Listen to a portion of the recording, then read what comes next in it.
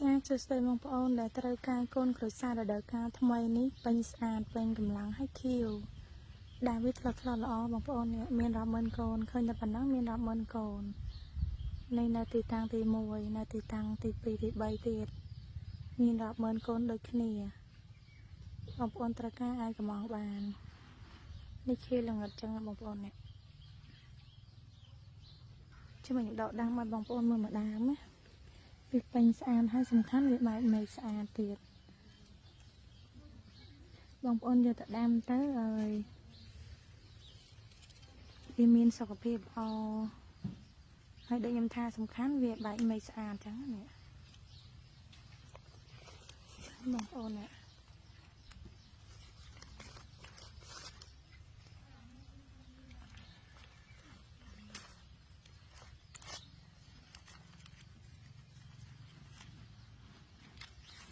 នេះពេញស្អាតបងប្អូននេះ